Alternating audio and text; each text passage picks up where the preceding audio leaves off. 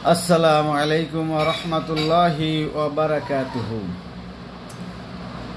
ইন্নাল্লাযীনা ইয়াকনিযুনা আয-যাহাবা ওয়াল ফিদ্দাতা ওয়া লা ইউনফিকুনা ফী সাবিলিল্লাহ ফাবাশশিরহুম বিআযাবিন আলীম।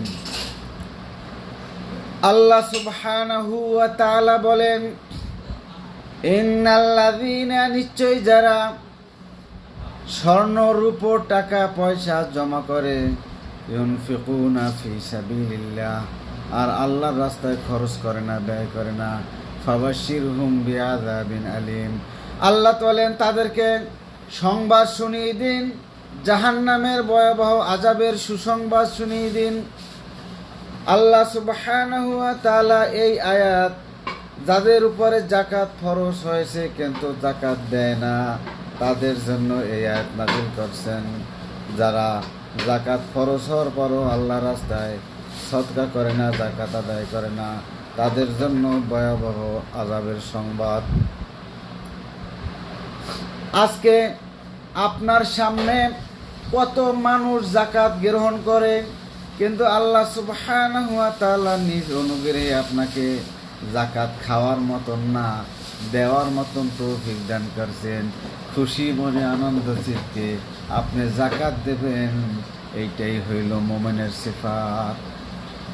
আল্লাহর হুকুম, খুশি মনে যাকাত দেবেন, যে আল্লাহ আপনি আমারে যাকাত খাওয়ার উপযুক্ত করেন না, দেওয়ার উপযুক্ত করছেন, এটা তো আল্লাহর অনুগ্রহ।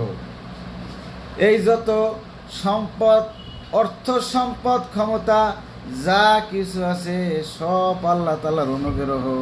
আল্লাহ যাকে ইচ্ছা দান করেন, আল্লাহ যাকে ইচ্ছা ধনী বানান, যাকে ইচ্ছা গরিব বানান।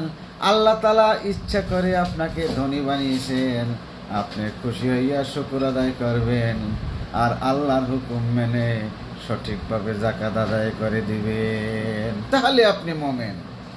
আপনি যাকাত আদায় করে দেবেন।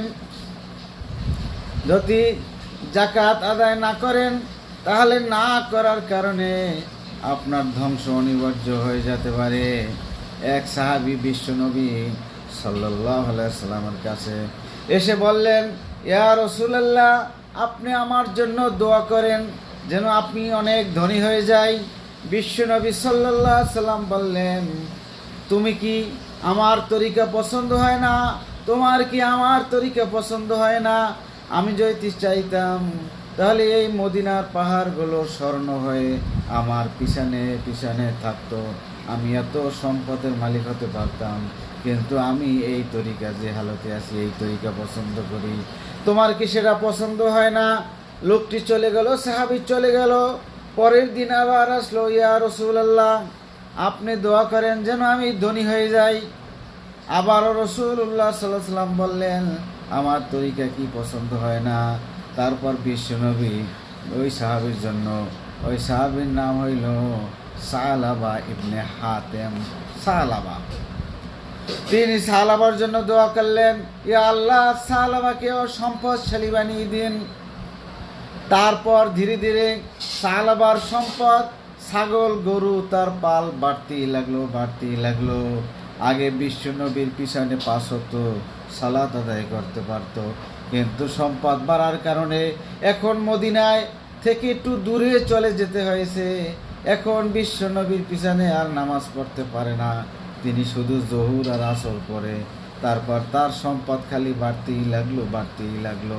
এখন দেখেন, এই যে দোয়া করলো বিশ্বনবী যে আল্লাহ সালাবার সম্পদ বাড়িয়ে দেন, আর এরপর থেকে সালাবার সম্পদ বাড়া শুরু করলো। তাহলে সম্পদ বাড়ানোর আর কমানোর মালিক কে? আল্লাহ। আল্লাহ আল্লাহ যাকে ইচ্ছা সম্পদ বাড়ান আর যাকে ইচ্ছা কমিয়ে দেন, যাকে ইচ্ছা দরিদ্রতা দান করেন, যাকে ইচ্ছা সম্মানিত করেন, যাকে ইচ্ছা বিজ্জতি করেন, যাকে ইচ্ছা রাজত্ব দান করেন, আর যার কাছ থেকে ইচ্ছা রাজত্ব ছিনিয়ে নেন। সব আল্লাহ তাআলার ক্ষমতা তার হাতে, তিনি যাহা ইচ্ছা তাহাই করেন।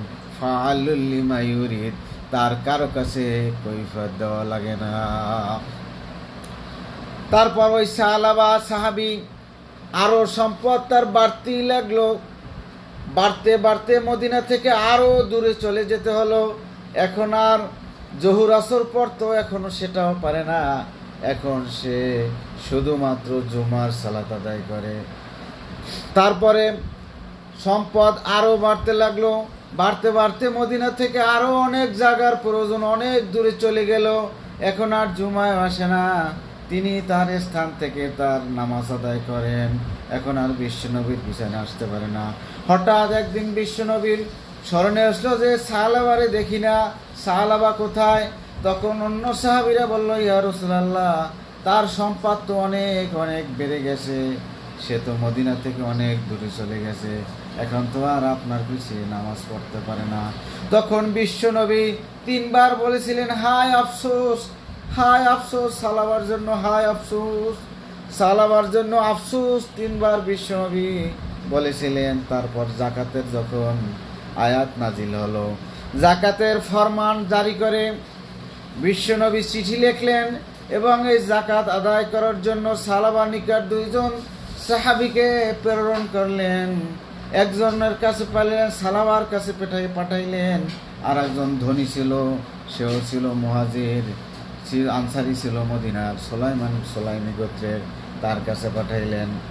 যখন বিশ্বনবীর লিখিত পত্র এবং আদেশ যে জাকাত দিতে হবে, তোমার গরু, উটের, বকরির জাকাত দিতে হবে, এই আদেশ দিলেন।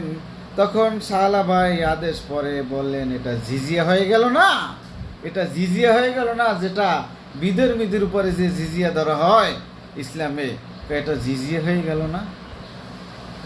আস্তাগফিরুল্লাহ। তারপর সাহাবা বললেন ওই 2 সাহাবীদেরকে, যারা জাকাত উত্তোলন করতে গেছে, তাদেরকে বললেন, যাও। এরপরে কই যাবা? কই সুলাইমান গোত্রের ওই লোকটার কাছে যাব। কই তুমি যাও, তার কাছ থেকে নিয়ে আসো, যাওয়ার পথে আমার কাছ থেকে নিয়ে যাবে। তখন ওই সুলাইমান গোত্রের গেল, বিশ্বনবীর ফরমান তার কাছে প্রেরণ করলেন। সাথে সাথে বললেন যে আমার এই উট থেকে যারা সেরা উট, সেটা তুমি নিয়ে যাও, সেরা উটটা নিয়ে যাও। এবং তখন সাহাবীরা বললেন, না, বিশ্বনবী বলছেন সেরাটা আনতে নিষেধ করেছেন, সেরাটা আনতে নিষেধ করেছেন, যেটা যেটা মধ্যম সেটা দেন। কয় না, আমি খুশি হয়ে দিয়েছি, তোমরা নিয়ে যাও। বিশ্বনবীকে বলল যে সে আমি খুশি হয়ে এই জাকাত সেরাটা আমি দান করেছি। তখন ফিরে এসে আবার সাহালাবার কাছে আসলো যে সাহালাবা, এখন আপনার জাকাত দিয়ে দিন। তখন বললে, যাও, চলে যাও, আমি চিন্তা ভাবনা করে দেখবো যে জাকাত দেওয়া যায় কি না যায়, এটা চিন্তা করে দেখবো, পরে দেখা যাবে, তোমরা চলে যাও। ওই সাহাবীরা বিশ্বনবীর কাছে এসে ঘটনা বললেন। তখন আফসোস করলেন, হায় আফসোস সালাবার জন্য, আফসোস সালাবার জন্য আফসোস, বারবার আসমান। তখন ওই সালাবার চাচাতো ভাই উপস্থিত ছিল, সে দৌড়েই যেই বলল, এ সালাবা, তোমার জন্য তো বিশ্বনবী এইরকম আসমানের দিকে তাকাইয়া খালি বলে সালাবার জন্য আফসোস। আর মনে হইল যেন বিশ্বনবী বরদোয়া দিতে আসে। সালাবা দৌড়াইয়া তার উট ছাগলের পাল নিয়ে বিশ্বনবীর দরবারে হাজির হইল। ইয়া রাসূলুল্লাহ, আমার জাকাত গ্রহণ করেন। তখন বিশ্বনবী বলে দিলেন, আর তোমার জাকাত গ্রহণ করা হবে না, আর তোমার জাকাত গ্রহণ আর তোমার জাকাত গ্রহণ করা হবে না, আল্লাহ নিষেধ করে দিয়েছেন। তারপর রাসূলুল্লাহ সাল্লাল্লাহু আলাইহি ওয়াসাল্লাম যতদিন জীবিত ছিলেন অনেক ঘোরাঘুরি করেছেন, ওই সাহাবার জাকাত আর গ্রহণ করা হয় নাই। তারপর আবু বকর, ওমর, ওসমান কেউই তার জাকাত গ্রহণ করেন নাই। এই জন্য বলি যে আল্লাহর দেয়া সম্পদ, আল্লাহর দেয়া জীবন, আল্লাহর দেয়া সব কিছু আল্লাহর হুকুম মতো জীবন পরিচালনা করুন, আল্লাহর রাস্তায় দান করুন, দুনিয়া এবং আখিরাতে সফল অর্জন করুন।